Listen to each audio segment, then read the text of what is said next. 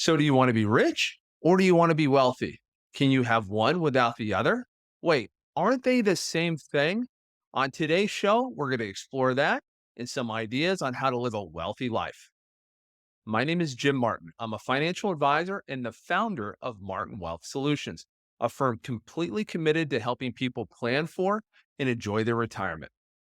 Let's start by describing what rich is. Rich is a number, and for different people, that number means very different things. I've read recently $2.4 million is what describes you as rich. I would say that math is wrong. It's relative to your age, to how much you spend, and obviously the location you live in. $2.4 million in New York City is very different than $2.4 million in Tallahassee, Florida. They just spin differently. So, in my opinion, rich is a number, but there are some variables: location, age, time horizon that will help determine how rich you truly are. But we're talking about wealthy today. How do you live a wealthy life? And is there a difference between rich and wealthy? I would contend there is a big difference. I've seen people that aren't mathematically rich live incredibly wealthy lives. So let's talk about how to determine what wealth really means. Before we jump into that, I want to talk about what I refer to as broke.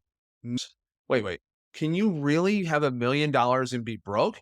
Well, I would contend there's a lot of folks out there with 7+ figure net worths that are afraid to spend money. And we all know these people. They're afraid to spend money. They've never traveled outside of the county they live in. They drive an old car. Their clothes look like they're from the 1970s disco era. And let me tell you, there is nothing wrong with any of that. We all get to determine our journey, our path. In fact, that flag behind me gives you that right to do whatever you want to do, however you want to do it, as long as it's within the boundaries of the law. So live however you want.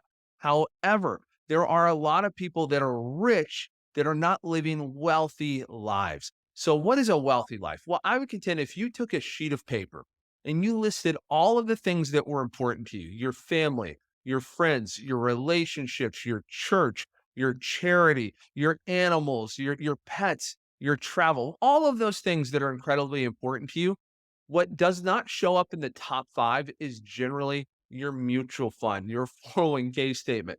Important to enable you to do some of the things that are really important to you, but not necessarily where we build our value system around. However, there are a lot of people that are so hyper focused on the number on their statements, they actually forget why they saved the money in the first place.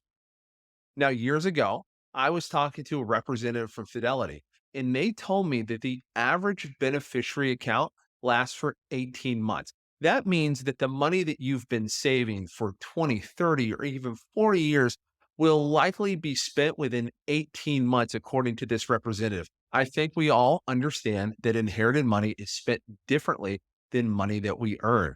So that new truck that you've been putting off, that vacation to Hawaii that your wife has always wanted to go on, but you were unsure if you could avoid it. So don't worry, your children will not put those decisions off.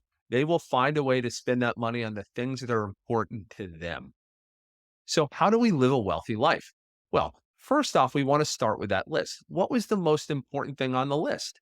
And then we want to build our financial life around it. Now, the likelihood is that we can't do everything on our list. But if you've been putting off things that are important to you, I would encourage you to build a financial plan to enable you to know, do you have enough money to accomplish the things on your list? Let's imagine you've always wanted to take a trip to see all the national parks. We'll build a plan to do it.